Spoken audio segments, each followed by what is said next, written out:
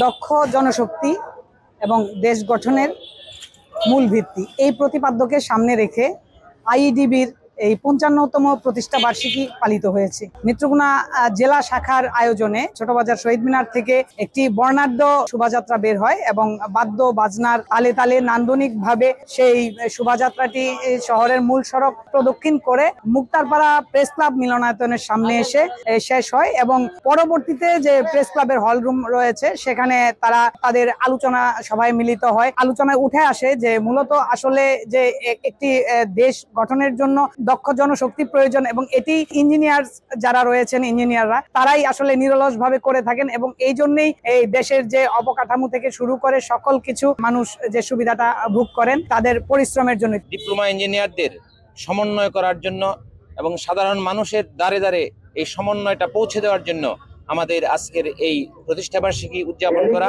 কারিগরি সক্ষমতাকে পৌঁছিয়ে দেওয়ার জন্য নিরলস প্রচেষ্টা করেছে এবং আমি আশা করি ভবিষ্যতে আরো উন্নতির পথে এগিয়ে যাবে। আজকের এই দিনে স্মরণ করিয়ে দেওয়ার জন্য এবং জনগণের সাথে একাত্মতা ঘোষণা করার জন্য আজকে আমাদের এই র্যালি। আমাদের মূল প্রতিপাদ্য বিষয় হলো দক্ষ জনশক্তি দেশ গঠনের মূল ভিত্তি।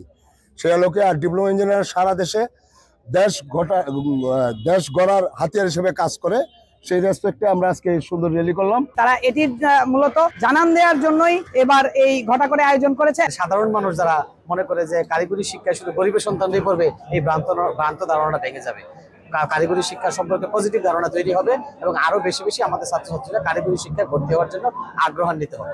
আগামী প্রজন্ম যেন দক্ষ হয়ে গড়ে উঠে, এই জন্যই তাদের মূল লক্ষ্য ছিল এই আজকের আয়োজনের। আলপনা বেগম, সময় সংবাদ, নেত্রকোনা।